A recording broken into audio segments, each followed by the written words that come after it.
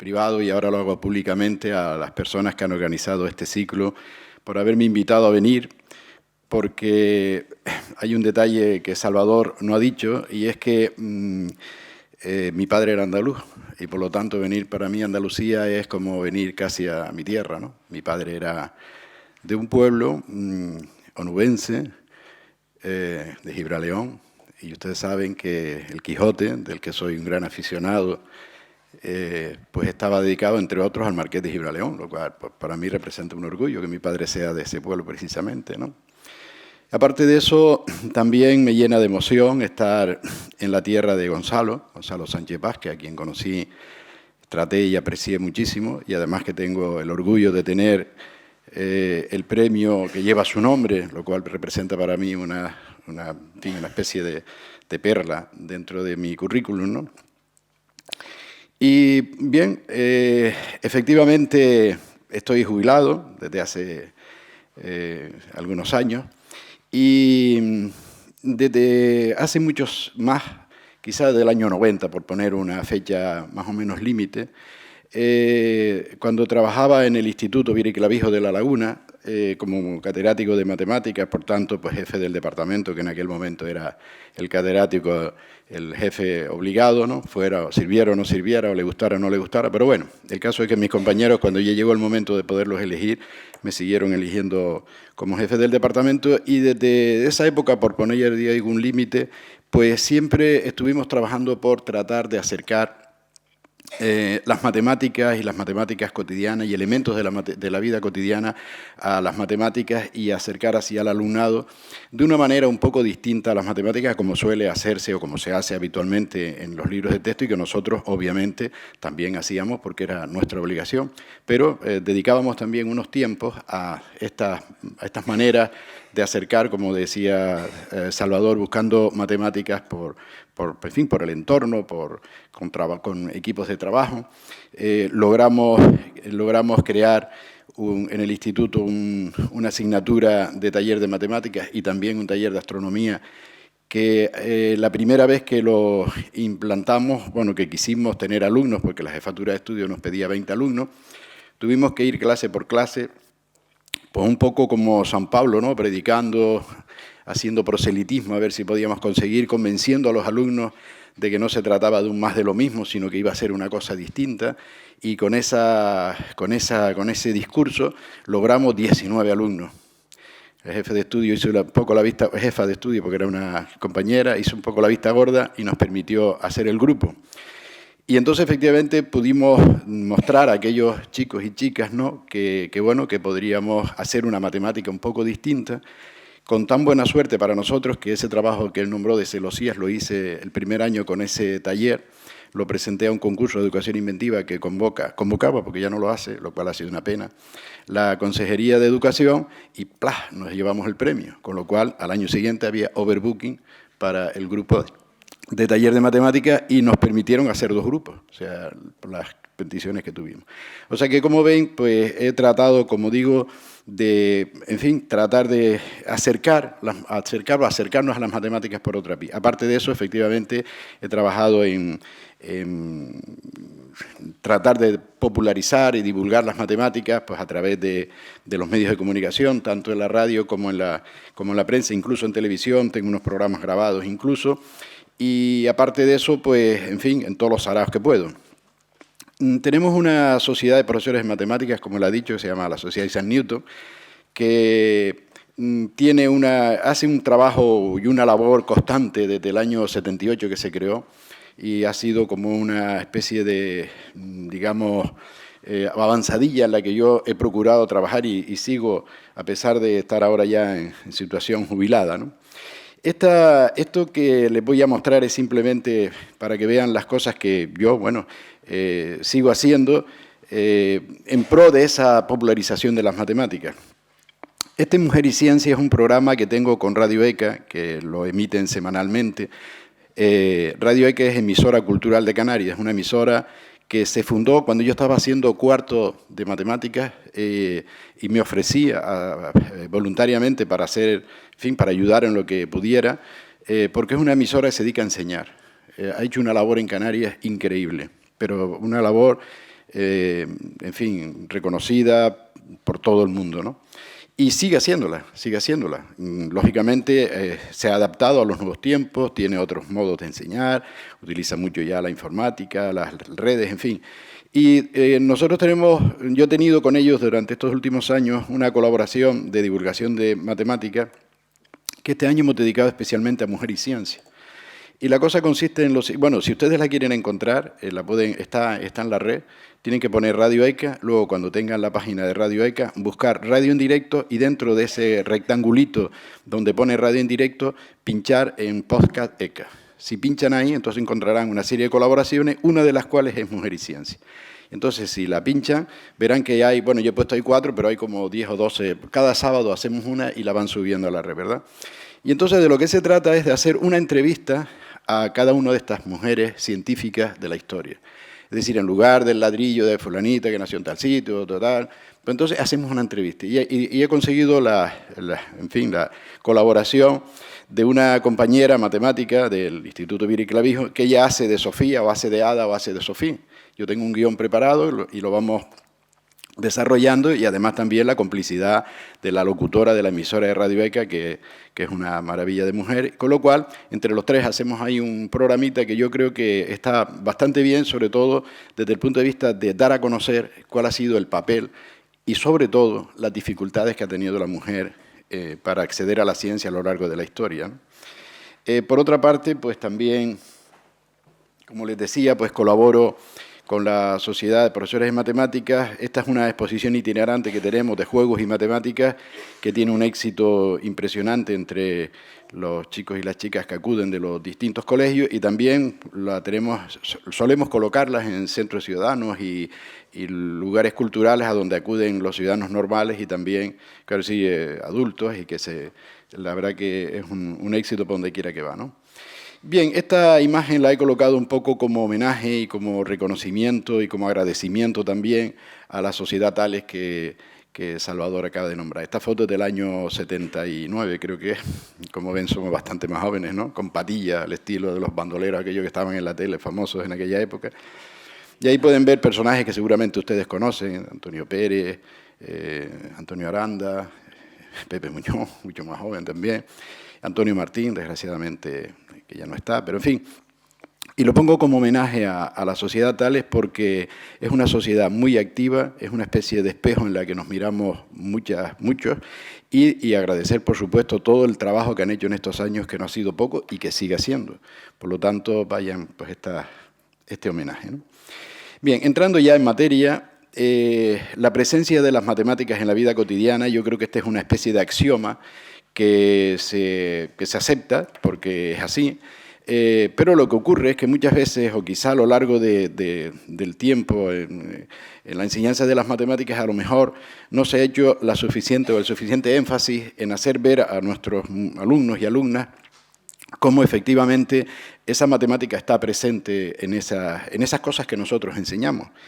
Salvador acaba de nombrar una guía matemática que he hecho de La Laguna, y realmente la guía matemática, el único mérito que tiene es que trato de hacer ver al visitante que en aquellas fachadas o en aquellos parques que visita hay una matemática que está presente, pero que le pasa desapercibida, porque muy probablemente cuando estudió su maestro, su maestra, y en eso yo me hago la autocrítica porque también lo hacía, pues a lo mejor no le ha hecho saber que cuando le explicaba, por poner un ejemplo, ¿no?, un segmento circular, pues resulta que ese segmento circular está en varias fachadas de La Laguna y las mira y a lo mejor no identifica el segmento circular que le explicó a su maestro a aquello que está en aquella fachada. Y un poco esa es la filosofía que tiene esa guía matemática de La Laguna. La guía matemática esa, por explicarles cómo se motivó, pues simplemente porque en el año 1999 La Laguna fue declarada Patrimonio de la Humanidad. Y entonces, en aquella época yo tenía, como les decía, el taller, y le planteé a un grupo de mis estudiantes la posibilidad de hacer esa guía matemática. No les cuento la historia porque no es el tema, pero fue un trabajo precioso donde, bueno, al final pues lo plasmamos en un libro porque la alcaldesa se enteró y se empeñó en que aquello se publicara y, en fin, ahí está una guía que efectivamente pueden, aparte de eso, también habla de los monumentos, no solamente habla de las matemáticas, también tiene un relato de la parte monumental. Bueno, estas imágenes que están ahí estoy seguro que les sugieren a todos lo que son, ¿no? Pues claro, mucha gente pregunta, bueno, ¿y esto del vino y las matemáticas? Bueno, yo para hacer este trabajo pues me he asesorado, he tenido la suerte y la fortuna de tener alumnos que han hecho carreras relacionadas con el vino. En concreto pues tengo un alumno que es perito agrícola y enólogo y que tiene muchísimo que ver con el auge que ha tenido el vino en Canarias en los últimos 20, 25 años. Él ha sido uno de los puntales de ese desarrollo. Después tengo también un alumno que es ingeniero agrícola y se dedica a cosas de la viña y de la platanera y de los papayos que ahora están allí muy en auge. Bueno, y con él tuve también unas conversaciones y unos temas que pude sacar. Quizá uno de los elementos que más podrían, digamos, dejar claro cómo las matemáticas pueden servir incluso para el tema del vino es una cata. Porque fíjense bien que una cata no es más que tratar de cuantificar aspectos que son absolutamente cualitativos. Es decir, que de cosas como son la visión, el olor o el sabor, de ahí las personas que se dedican a ese tipo de labores, bueno, y aquellos a los que les gusta, yo también hice una vez un curso de cata, pues resulta que transforman esos aspectos absolutamente cualitativos mediante unas puntuaciones que ya están fijadas en una escala, pues se transforman en un número. O sea que fíjense cómo las matemáticas hoy juegan un papel muy importante, ¿no? Luego ese proceso, como todos saben, pues sigue una liturgia que es muy férrea, ¿no? Más o menos férrea en el sentido de que más o menos dependiendo del momento en el que se haga, no es lo mismo en un curso de cata hacer una cata que una cata de estas programadas y hechas por... Bien, Internet ofrece hoy las posibilidades que antes no teníamos, nos eran muy difíciles en estos días que hemos estado de recuerdos de cosas. Ustedes recuerdan que cuando éramos jovencitos, ¿no? Por lo menos los que ya pintamos canas, ¿no? Y nos mandaban un trabajo, teníamos que ir a la enciclopedia Espasa que había en el instituto, si es que la tenía, ¿no? A buscar la información que había sobre el tema, ¿no? Y a partir de ahí pues empezar a hacer cosas. Hoy nuestros alumnos y nuestras alumnas, y nosotros obviamente, pues tenemos ya la red en la que podemos encontrar un montón de cosas de cualquier tema que se nos ocurra. Y yo acudí a la red para ver del tema de las catas, pues las cosas que hay, ¿no? Y entonces me encontré pues con un montón de fichas de catas, donde, como ustedes pueden ver en esta ficha que está aquí, pues, vamos a ver, vemos cómo efectivamente hay unas valoraciones, como yo les decía, ¿no? De la parte visual, olfativa y gustativa, y luego hay unas puntuaciones, y observen estos números que aparecen aquí, que son multiplicadores. Ya les explicaré ahora qué significa esto. Bueno, yo estoy partiendo de la hipótesis de que entre ustedes hay personas que quizás no estén muy duchas en matemáticas, y a lo mejor yo no voy a entrar demasiado en profundidades para evitar precisamente que esas personas se puedan sentir incómodas, pero vamos, algunas cosillas sí que tendré que decir. Pero vamos, esto es un factor multiplicador que ahora verán en un ejemplo que les voy a poner cuál es su papel, ¿no? Aquí la cosa está más clara, esta es otra ficha, donde vemos cómo efectivamente la fase visual, nasal y la de boca pues son las que se llevan las mayores puntuaciones, y obviamente la que más se lo lleva es la de boca, porque de un vino lo que uno trata de valorar fundamentalmente es si te gusta o no te gusta, y entonces, bueno, pues esa es la que se lleva un poco la mayor valoración, y eso está relacionado también con esos factores que yo les nombraba, ¿no? Esta ficha, mi deformación de profesor pues no me impidió que tratara de llevarla a un ciclograma, ¿no? Y entonces ven cómo efectivamente la parte, digamos, que tiene la de boca es la que se lleva la mayor parte del pastel, ¿no? Es una manera de hacer gráfico, de hacer visible pues toda la valoración que se hace en esa ficha, ¿verdad? Bien, como les decía, yo lógicamente con mis alumnos no podía hacer cata de vino, hasta ahí podíamos llegar, ¿no? Me hubieran echado del cuerpo casi seguramente, ¿no? Pero sí se me ocurrió, inspirado en que es una idea que leí de Ismael Roldán, un gran amigo sevillano, Pues me decidí a hacer una cata de leche en ese taller. La hice en 2 ocasiones y fue una experiencia muy, muy interesante. Claro, ustedes van a cualquier supermercado, ¿verdad? Y se encuentran con cantidad impresionante de ofertas de leche, de todo tipo, con todo tipo de aditivos, desnatada, con calcio, sin calcio, yo qué sé. En fin, bueno, sin calcio no, porque si no, no sería leche, pero vaya, con un montón de cosas, ¿no? Entonces, bueno, pues hicimos en el taller las medidas con el vaso que íbamos a utilizar para saber la cantidad de leche que deberíamos comprar para hacer aquella cata en aquel grupo, ¿no? Y ahí esos vasos cónicos de plástico, y al final llegamos a la conclusión que había que comprar un par de litros de cada leche para poder hacer la cata, ¿no? Las leches, como es natural y como es propio de cualquier cata, había que ocultar las marcas y entonces pues forramos bueno, eso lo hice yo en mi casa, claro. Forré las leches con unos papeles, de manera que ellos solo sabían que la leche 1, 2, 3, 4 y 5, y les pasé, bueno, lógicamente la liturgia propia de una cata, ¿no? Cada uno en una sola mesa, se puede repetir las veces que se quiera, como es obvio, y luego prohibido hacer gestos o exclamaciones valorativas. ¡Ah, qué rica! No, esto queda prohibido. Y escribir, claro, el veredicto una vez que ya se pueda, una vez que ya lo tenga decidido, aunque se puede cambiar, si a la vista de una segunda leche, pues quiere cambiar el veredicto del anterior, no pasa nada. O sea que está todo, en fin, siguiendo, digamos, casi las mismas pautas de una cata de vino también, ¿no? Les tengo que decir que la seriedad impresionante con la que los 2 grupos de chicos se lo tomaron fue increíble, ¿no? Y tuve suerte en uno de ellos de tener a un alumno que le sentaban mal las leches y entonces él era el que hacía de escanciador y ahí me echó una mano en todas esas cosas logísticas, ¿no? O sea que todo salió perfecto. Muy bien, pues ellos tenían que rellenar fichas como estas, ¿no? Intensidad de sabor, la leche A, B, C, D, E eran la 1, la 2, la 3, la 4 y la 5, que yo había hecho las fichas antes de poner los números, pero bueno, esto es una cosa que no tiene importancia. Y tenían que valorar de 1 a 5, pues la intensidad de sabor en este caso, ¿verdad? Y la dulzura, si le parecía que era amarga, un poco agria o si era excesivamente dulce, y una valoración global, ¿no? Qué calidad globalmente le parecía que tenían las distintas leches, ¿verdad? Bueno, pues todas estas respuestas fueron después vaciadas, ¿no? Esta es la hoja del vaciado de todas las valoraciones. Entonces, bueno, pues aquí tienen las distintas respuestas y aquí tienen los valores que la calculadora nos iba dando de medias y de desviaciones típicas de cada una de las leches, ¿no? Observen la variedad de medias, ¿no? De 2,83, 4,4, 1,61, lo cual vino muy bien.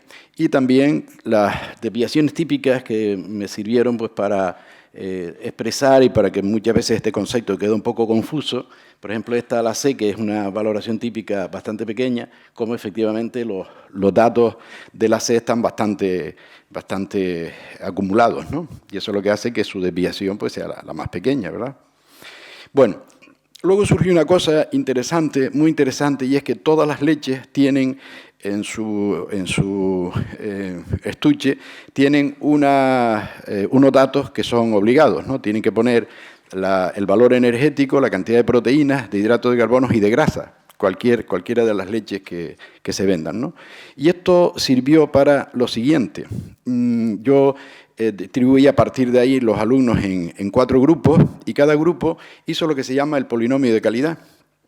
Aquí la profesora Mercedes, que me acaba de decir que es de álgebra, pues aquí tenemos una aplicación práctica de un polinomio, que lo llamamos polinomio de calidad, donde cada uno de los grupos estableció, recuerdan lo que les dije, lo de los factores, ¿no? Los factores multiplicadores. Por ejemplo, en este primer grupo, los alumnos establecieron que las proteínas debían tener un valor multiplicador de 3, porque en fin, consideran que las proteínas son importantes, los hidratos de carbono 2, las grasas deben de haber oído los alumnos que no son demasiado buenas y como ven hasta un equipo le puso un valor negativo, ¿no? Y el valor energético, yo no sé exactamente qué criterios siguieron para hacerlo, pero en fin, le pusieron estos valores multiplicadores, en el primer caso de un décimo, en un segundo caso de un medio, etc. Y luego añadieron las medias de las 2 tablas que se habían hecho, ¿verdad? Bueno, pues una vez que establecieron su polinomio de calidad, pues yo les di los datos que daban cada uno de de los estuches, ¿no? La leche A, la leche B, la leche C, la leche D, como ven, está vacía, ahora les diré por qué, y la leche E. Curiosamente, cuando ellos estos valores los llevaron a sus distintos polinomios, que como vieron eran polinomios distintos, hubo una leche que destacó, que es la leche C. La leche C en todos los polinomios salía como digamos, la número uno. Bien, llegó el momento, por tanto, de desvelar qué marcas eran. Y claro, la C era la Pascual. Y la D es la natural. Y fíjense qué cosa más sorprendente. Uno pensaría, bueno, que conste que para conseguir la leche natural, aquí con mi esposa que me acompaña, pues tuvimos que recorrer, en fin, buscar a alguien que vendiera leche. No fue fácil, pero bueno, lo conseguimos. Y al final, pues, miren qué curioso, ¿no? Uno piensa que la leche natural debería ser la más valorada, por eso de ser natural, pues no, fue la peor valorada. Miren, es la D. Eso, claro, le hace a uno pensar y reflexionar que cómo nos engañan, ¿no? Con eso. Hombre, uno tiene que pensar, y además pensar bien, que esas leches tienen añadidos que son legales y que son, lógicamente, que enriquecen la leche. Pero bueno, los que nos criamos con leche natural, pues vemos cómo efectivamente esto se ha ido desviando un poquito. Pero bueno. Bien, esto lo he puesto como un ejemplo bueno, esto lo he repetido para que vean ahora el significado de aquellos factores que les comenté al principio de para qué sirven, ¿no? Para dar más valor a aquellas cosas que uno crea que debe destacar en la cata, ¿verdad? Luego me encontré con que efectivamente en la calidad de la uva, en un viñedo, esto me lo ofreció uno de estos estudiantes, estos chicos que fue alumno mío, cómo efectivamente se utilizan también unas tablas en las que aparecen factores de multiplicadores, para valorar de la calidad de la uva aquellos aspectos que sean mejores para que el vino, lógicamente, después sea mejor, obviamente, ¿no? Y esas tablas de calidad son las que se suelen utilizar en las denominaciones de origen, que este alumno está muy ligado a una denominación de origen, la Tacoronte Centejo de Tenerife, y la utilizan muchas veces hasta para rechazar, en pocos casos, pero para rechazar una uva, ¿no? Buscando más ligamentos, ¿no? del vino con las matemáticas, ¿no? Me metí en el mundo de las botellas y ahí la verdad es que no encontré en principio unas, digamos, cosas que pudieran ofrecer unas matemáticas, aparte de lo que pudieran ser las formas, las medidas. No me encontré con demasiado material, digamos, para explotarlo matemáticamente, ¿no? Las formas quizás de los vinos dulces son las más variadas, las otras son muy estándares. En los vinos dulces donde se encuentran modelos de botellas, de diseños, ¿no? Diseños de botellas más variados, y en las cavas que más o menos responden a un mismo modelo, aunque hay pequeñas variaciones. No encontré mucho. Sin embargo, en las copas sí. En las copas encontré unas fuentes matemáticas muy interesantes que voy a tratar de transmitirles, ¿no? Estas imágenes están sacadas de estas revistas que hay por ahí, de tipo de vino selección y demás, que ofrecen, en fin, propagandas, incluso ventas de copas y demás. Y bueno, como ven, hay una variedad interesante, ¿no? de formas de copas, ¿no? Y lo más interesante que me encontré en este sentido fue el catavinos Asnor, que es un catavino que está perfectamente definido, pero definido hasta unos límites impresionantes en cuanto al material. Bueno, en esta diapositiva fíjense que dan todas las dimensiones, incluso hasta el grosor del cristal. Y claro, se supone que las personas que han diseñado esto, ¿no? En esta Asociación Francesa de Normalización, pues han tenido que estudiar cada una de esas medidas para tratar de conseguir, pues, los efectos que se pretende de un catavinos, ¿no?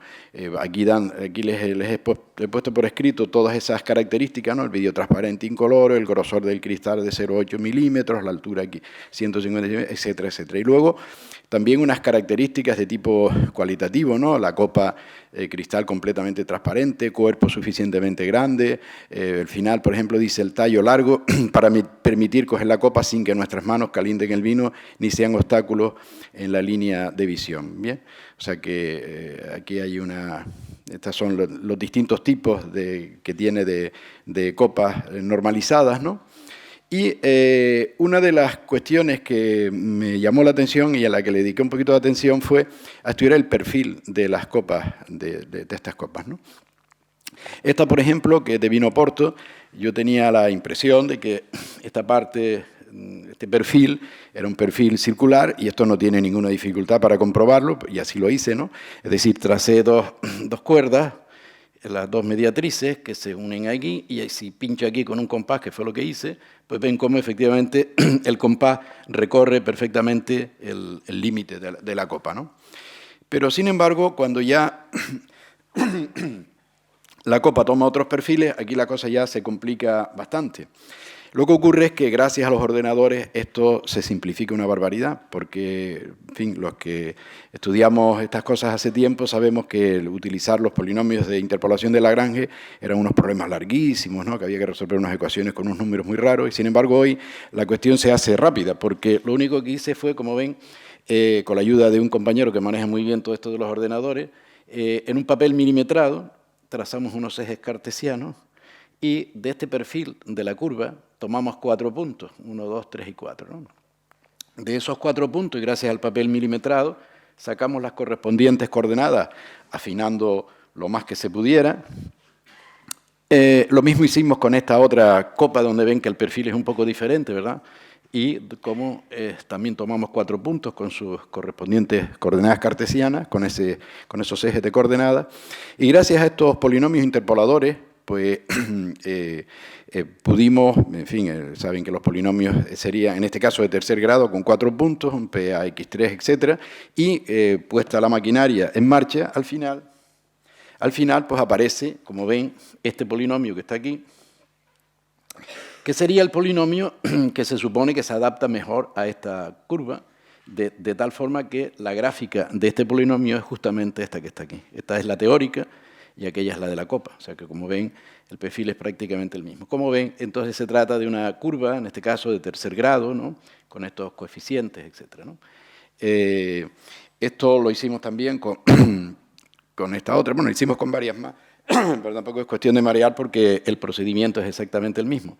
Esto después el profesor que da informática en el instituto nos lo pidió porque quiere utilizarlo ya no solamente para la copa, sino para otras cosas, ¿no? Así que tuvo, como ven, el rejonazo de profesor, no me lo puedo quitar de encima, pero bueno, ¿qué lo vamos a hacer? Esta ya es, en fin, el perfil de otra copa. Y vamos a ver ahora otro tema que me llamó mucho la atención, la manera en que este alumno lo resuelve y que me supuso, en fin, una satisfacción porque yo había oído hablar de este método y la verdad que lo hice con él en práctico y fue impresionante. El cálculo del área de una hoja. Todos sabemos que, bueno, el área, es decir, la hoja de la parra, pues una hoja muy regular, esto no es un rectángulo, ni es un cuadrado, ni es ninguna figura de las que nosotros precisamente estudiamos en las aulas, y hay que calcular el área de esa hoja porque algunos productos que se le dan allí en Canarias, como saben, con esto de los vientos alisios y de los aires que vienen cargados de determinados vapores, es necesario combatir determinadas plagas que vienen y entonces la superficie que tenga la parra es clave para poder saber qué cantidad de producto hay que poner. No, yo no recuerdo, me hablaba del mildiu, de una serie de enfermedades, y que es necesario, digamos, combatir con una cierta precisión, porque si te quedas corto, la planta se te puede enfermar, pero es que si te pasa, la puedes matar. O sea que entonces hay que tener unos datos más o menos aproximados.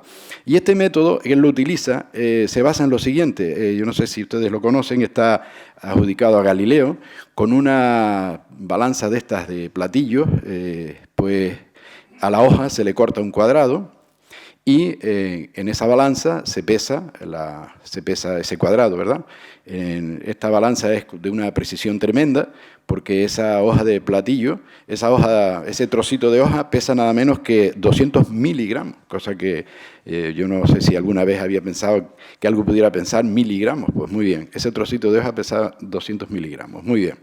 Entonces, después se pesa toda la hoja,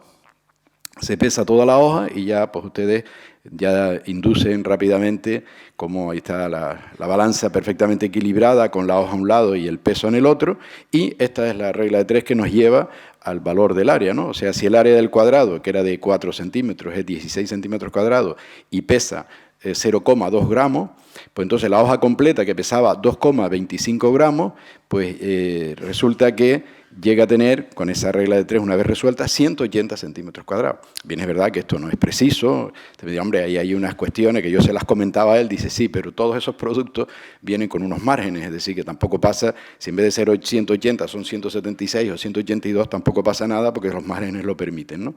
Pero ya ven qué sistema tan ingenioso para calcular el área de una hoja de parra, en este caso, necesaria para que luego el vino pues, pueda salir, porque si no... Otra cuestión que también deduje de las cosas que ellos me decían fue la siguiente cuestión, ¿no? Para tanto vino, ¿cuánta viña necesito? Resulta que si yo quisiera en las tierras de aquella comarca, la Tacoronte, Centejo, sacar 1000 litros de vino, si yo quisiera sacar 1000 litros de vino, entonces debo tener en cuenta que el mosto se transforma en un 75% en vino. Por lo tanto, para 1000 litros de vino, yo necesitaría, hecha la correspondiente regla de 3, 1333 litros de mosto para poder conseguirlo. Pero es que resulta que ese mosto proviene de una uva y que esta uva se transforma en mosto en un 90%. Quiere ello decir, por tanto, que yo necesitaría 1481 kilos de uva para poder llegar a los 1000 litros de vino. Pero es que resulta que un metro cuadrado de terreno en esa zona da 1,1 kilo de uva. Por lo tanto, para conseguir 1000 litros de vino, yo necesitaría 1368 metros cuadrados de tierra. Bien, es una...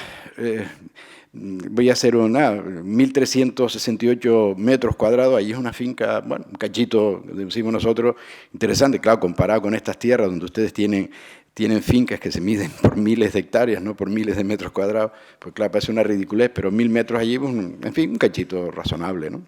Hay gente que con 2000 metros cuadrados de invernaderos dedicados, por ejemplo, a flores, pues son capaces de mantener una familia. Lo digo para que vean cómo a veces las cosas, el tamaño de las cosas es...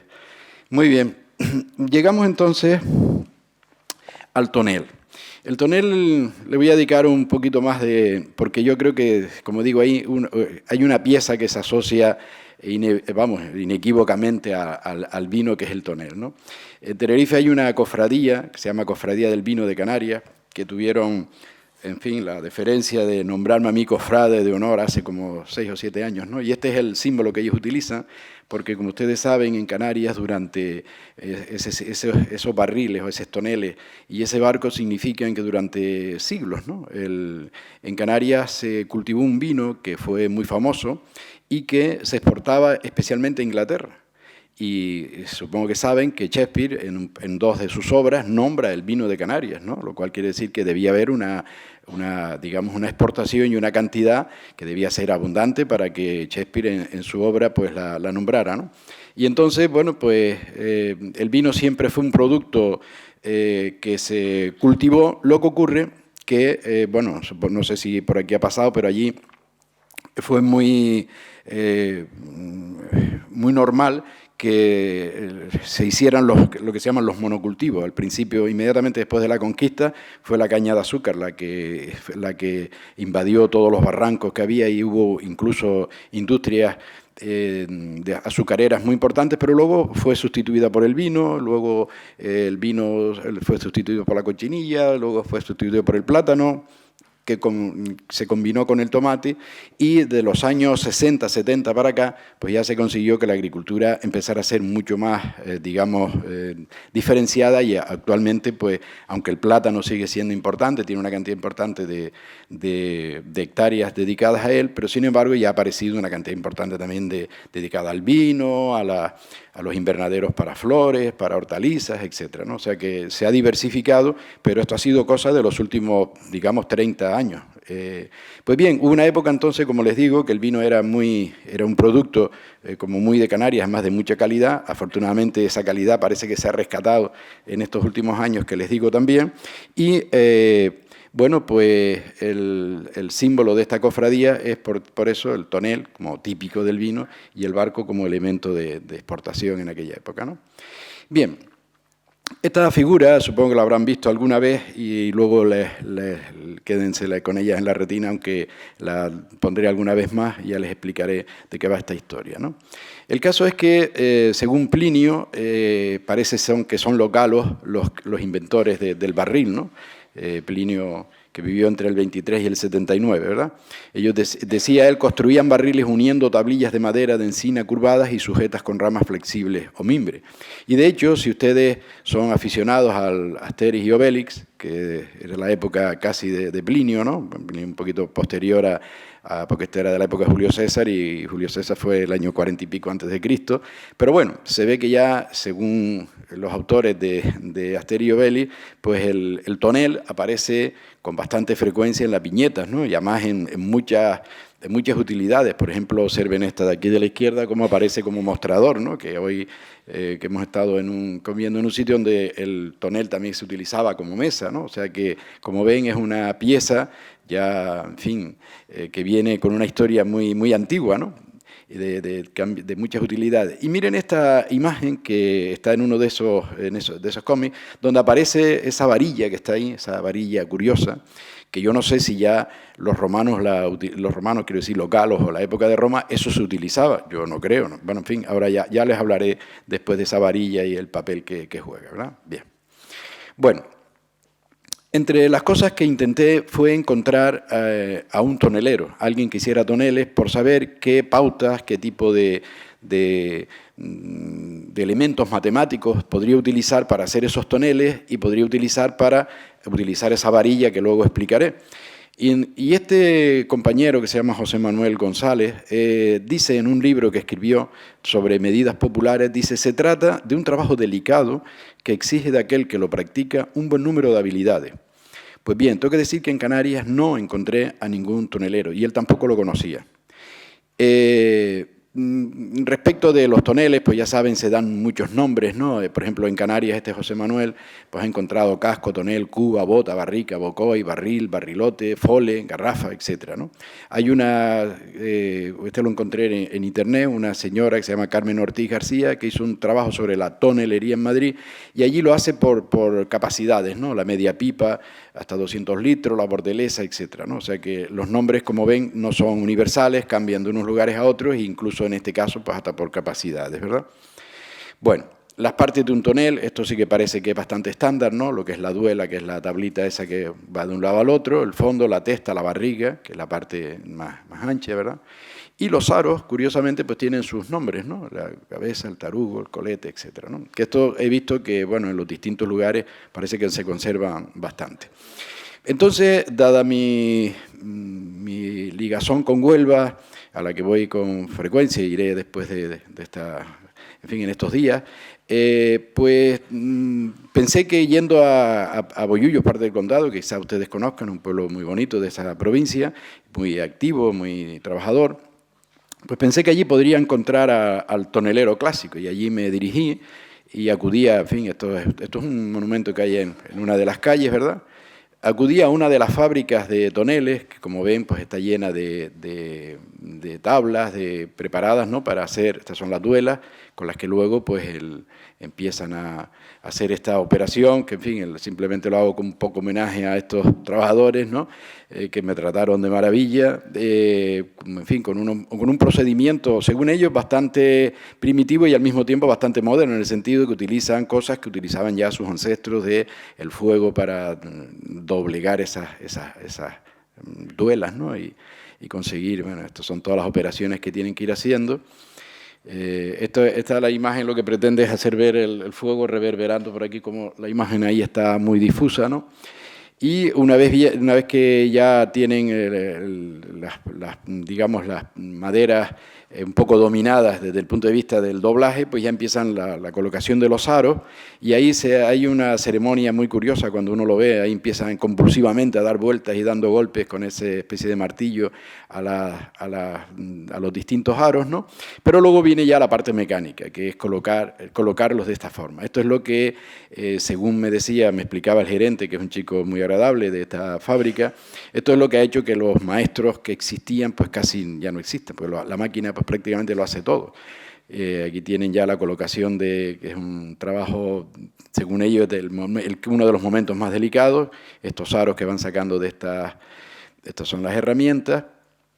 Y luego hubo otra parte que también me llamó la atención, hasta qué punto ya todo esto se ha mecanizado. Observen que una vez que se termina de preparar, digamos, el tonel, lo colocan ahí pues para darle ya en fin, un terminado, un lijado, etcétera, pero llega el momento de colocar la tapa. Entonces esta máquina que ustedes ven ahí está conectada electrónicamente con otra que está allá. Esta máquina le da exactamente el diámetro de la boca y aquella máquina recibe la orden y empieza a trabajar en la tapa. Una tapa que después se coloca y cae, claro, perfecta, ¿no? Perfecta porque ha sido colocada así. Todos estos trabajos, lógicamente, pues antes se hacían a mano y, claro, estas cosas supongo que llevarían, lógicamente, unas decisiones matemáticas en su momento que ya, pues, el chico ni siquiera... En fin, en algunos momentos pues, decía que eso lo hacían las máquinas y punto, ¿no? Aquí están ya lijando para pasar a la fase final y ya lo único que queda es abrirle el agujerito para rellenarlas, ponerlas ahí a madurar durante un tiempo, que es muy variable, según nos decía, y queda ya preparada para ser utilizada. Lo que sí nos nombró es que en los últimos tiempos, y debido a lo que estamos pasando, pues le están apareciendo cosas que hacía tiempo que no se hacían, que era reciclarlas, es decir, traerlas de nuevo para, y un hombre, en fin, tratando de rescatar lo que hace, dice que ya no se hacía, pero bueno, simplemente... Bien, y llego entonces al cubicaje del tonel. Hay tres elementos claves en el tonel, que son la longitud que tiene en total, lo que llama el diámetro del vientre y lo que es el diámetro del fondo. Estos son tres elementos claves en la elaboración de un barril, ¿no? Pues bien, ahí los he hecho en la escala según lo que se dice aquí, que la relación que tiene que haber entre ellos, ¿no? O sea, que el diámetro del vientre tiene que ser 0,85 de la longitud y que la base, el diámetro del fondo, tiene que ser 0,76. Según ese criterio, pues esa sería la longitud, digamos, la barriga y el diámetro de la base, ¿verdad?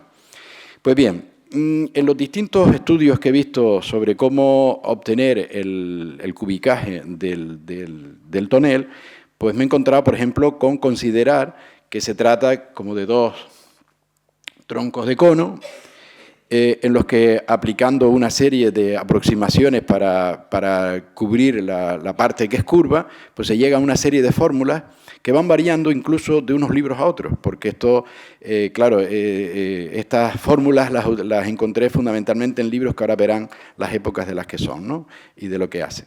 Aquí me pareció como más sensato, ¿no? Utilizar dos cilindros, uno por fuera y otro por dentro del barrilete, ¿no? Del cubo, y luego pues sacar una especie de media aritmética para obtener lo que podría ser el volumen de ese barril, ¿verdad?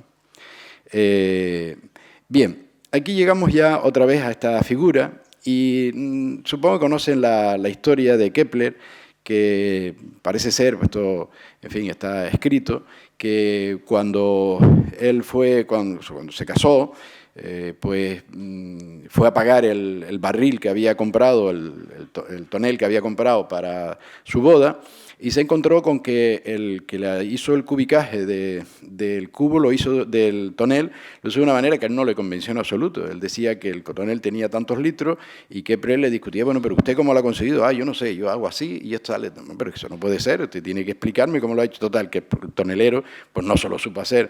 Y entonces eso le motivó tanto que él llegó a hacer incluso un libro dedicado al cubicaje de los toneles, ¿no? Y utilizó, pues, en fin, elementos del cálculo infinitesimal, que en aquel momento era muy incipiente, y hizo todo un libro dedicado a ese tema. Es una página curiosa de Kepler, el haber dedicado tiempo simplemente por la discusión que mantuvo con su tonelero, digamos, ¿no? Bueno, el cálculo integral, lógicamente, pues ofrece soluciones mucho más ya, digamos, mucho más matemáticas, mucho más, digamos que más certeras, suponiendo lo siguiente, y es que ya se sabe que el volumen si se aplica el cálculo integral, esto, en fin, aunque no se entienda mucho, todo el mundo sabe que el volumen es el superficie de la base por la altura, multiplicado por pi, ¿verdad?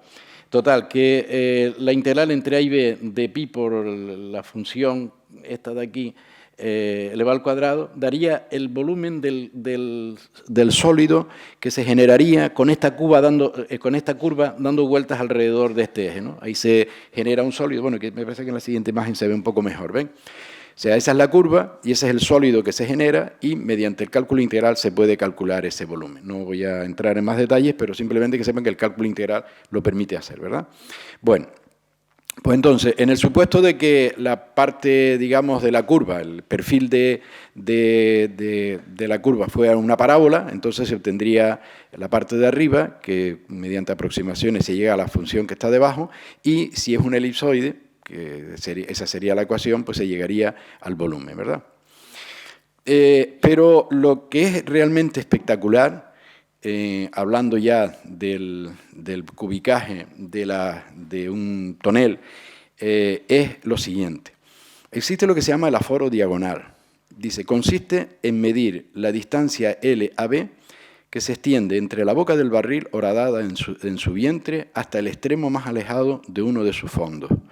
Eso que está ahí, ¿no? La boca hasta el extremo más alejado del fondo, de la derecha o de la izquierda, porque se supone que es simétrico, ¿verdad? Bueno, pues con eso, según esta fórmula, según este aforo, el volumen sería 0,625 por L cubo, por L al cubo.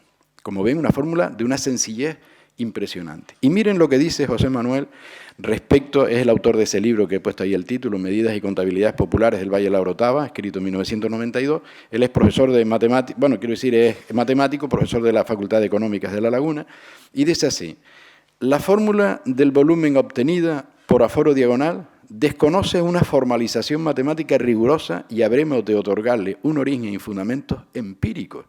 Y yo sé, porque lo he hablado con él, que él ha tratado de buscar de qué manera alguien pudo haber llegado a esa fórmula de cálculo del volumen de un tonel. Y no lo ha encontrado. Él lo ha intentado, ha llegado a algunas aproximaciones, pero 0,625 L cubo. Y sin embargo, él dice que funciona, porque lo ha hecho y funciona, ¿no? O sea, que es una de las cosas curiosas de este tema de... Entonces, en ciertos libros, por ejemplo este de 1911, porque en los libros actuales ese tema casi no se toca, ¿no? Habla del aforo de un tonel y explica con palabras, ¿no? Por medio de un palo se averigua en decímetros la distancia, etcétera, etcétera, y hace lo que yo les he explicado del aforo del diagonal, ¿no? Estos son libros de esa época, ¿no? Libros donde aparece la figura del tonel y aparecen las... esto lo puse porque me llamó la atención. Esto es un sensor, esto hoy lo haríamos electrónicamente, pero miren el sensor de la época, ¿no? Para ver si había anhídrido carbónico o no. Bajar una lucecita y si la luz se apaga no bajes porque ahí hay peligro, ¿no? Porque está ahí gases de esos letales que no los notas y te quedas ahí clavado, ¿no? Bueno, en fin, me llamó la atención el sensor que utilizaban, ¿no? En estos libros se aprenden cosas curiosas. Les tengo que decir, entre paréntesis, que en la Sociedad de Profesores de Matemáticas de allí de Canarias hemos conseguido, después de una larga batalla con la consejería y de tratar de convencerles de que íbamos a hacer algo interesante, hemos conseguido un local que está muy apropiado para hacer lo que vamos a llamar una casa museo de la matemática educativa. Y pretendemos hacer eso, no solamente hacer una exposición como aquella que les mostré antes, con materiales y que el profesorado y el alumnado pueda venir, tener, en fin, materiales, estamos ya dando vueltas a hacer un centro de recursos virtual, en fin, estamos trabajando en todo ello porque es una idea que surgió de hace muy poco, ¿verdad? Bueno, la idea la teníamos de antes, lo que ha surgido poco es el local. Y una de las cosas que queremos hacer y que tenemos ya una buena colección es una colección de libros de texto de todas las épocas, ¿no? Estos son libros que ya tenemos allí en esa colección y la verdad que cuando uno se pone a ojearlos te das cuenta de cómo ha cambiado, qué cantidad qué tipo de cosas se enseñaban en otras épocas, ¿no? Y como, por ejemplo, hay un libro que se titula Geometría para niñas. ¿Qué les parece? Una cosa, bueno, ¿y cómo es posible, no? Geometría para niñas. Bueno, en fin, afortunadamente las cosas han ido cambiando para mejor en muchas cosas, en otras no tanto, pero bueno. El caso es que, bien, yo creo que ahí vamos a sacarle mucho partido a ese tipo de cosas, ¿no? Esto es una página del libro de la famosa enciclopedia que dedica una parte interesante a los toneles también. Miren este otro libro, este es curioso porque es un libro de 1932, se llama Apuntes de Geometría y Trigonometría, y cuando llega al punto 355, que es el volumen del tonel, entonces el hombre considera aquí el trapecio ABCD, que sigue es oblicuo, y empieza a trabajar como un trapecio que gira y da lugar pues, a una... En fin, a todo un trabajo, fíjense cantidad de... No voy a pararme a leerlo porque no merece la pena, pero sí vayan viendo todo el desarrollo que tiene, y al final llega a esta fórmula bastante completa, amplia, para calcular el volumen. Pero fíjense lo que dicen los 3 renglones finales. Por fin, la fórmula que más se emplea en función de la diagonal A'. Volumen igual a 0,625 por AD al cubo. Punto final. Y no da más justificación, porque tampoco la encontró. Pero este me llamó la atención una barbaridad, ¿no? Todo un estudio previo ahí, volviéndose loco con tal, para al final decir que, bueno, cuando lo tenga que hacer, olvídese de esto y vaya a esta que es la que funciona, ¿no? Pero fíjense la cantidad de espacio que ocupa, ¿no? Casi más de una página porque esta es la de la anterior y casi toda la siguiente. Bueno. En otros libros, Geometría de García Ardura, que ya fue un libro que también nosotros manejamos en su momento, viene el tonel como una figura de la que da unas fórmulas de cálculo del volumen. Y bueno, insisto en lo que decía José Manuel, no es una fórmula de la que se desconoce una formalización matemática rigurosa. Aparece en numerosos libros de texto esa misma fórmula. Existían varillas que por una cara dan el valor de L, la longitud, y por la otra daban el volumen correspondiente. Es decir, la varilla ya, si son 78 centímetros, son tantos litros. Si son no sé cuántos, son tantos litros. Y por último está el método más utilizado, que es el del buen cubero, ¿no? A ojo de buen cubero, ya ven de dónde viene la frase, ¿no? De tener esa varilla y más o menos saber lo que se va. Bien, pues finalmente ya pues hay un conjunto de problemas donde los toneles son los protagonistas, problemas que uno ve en libros de matemáticas recreativas fundamentalmente, ¿no? De Dudeney, el tonel de cerveza, en fin, no voy a entretenerme, pero que sepan que el tonel es una figurita que se presta a... quizá se puedan entretener en hacerlo. Un barril tiene 3 grifos, ahí los tienen, el A, B, C, D. Estos son montajes que hoy se pueden hacer gracias a los Photoshop y todas esas cosas, ¿no? Entonces, se sabe que el grifo A vacía el barril en 6 horas, que A, B juntos lo hacen en 4 horas, y si se abren B y C, se hacen 8 horas. Y la pregunta es, ¿cuánto se tarda si se abren los 3 grifos al mismo tiempo? Esto es toda una colección de problemas de este tipo. Este ya es un poquito más complicado porque hay 2 que se abren al mismo tiempo, pero en fin, matemáticamente sale, y si no, Mercedes seguro que sabría cómo se hace con el álgebra, ¿no? Muy bien, pues, me parece que estoy yendo para atrás, sí. Estos son de otros libritos que aparecen por ahí, como ven siempre... este es muy curioso, simplemente yo lo voy a resumir, ¿no? Se tienen 2 barriles, uno lleno de vino, otro lleno de agua. Entonces se toma una taza del de vino y se vierte en el agua, se mezcla y luego se coge una taza de esa mezcla y se pasa al que está de vino, ¿no? Restableciendo, claro, el mismo volumen para los dos, ¿verdad? Y entonces pregunta, ¿cuál de las mezclas será la más pura?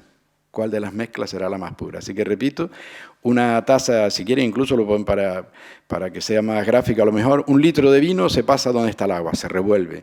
Y ahora 1 litro de esa mezcla se devuelve a donde estaba el vino y se quedan los dos con el mismo volumen, pero ahora la pregunta es cuál de las mezclas será más pura. Más pura, bueno, de agua o de vino, depende de... Bueno, espero que a partir de ahora sepan saborear y también, lo sepan saborear y también matemáticamente, ¿no? Pues muchas gracias por haberme escuchado.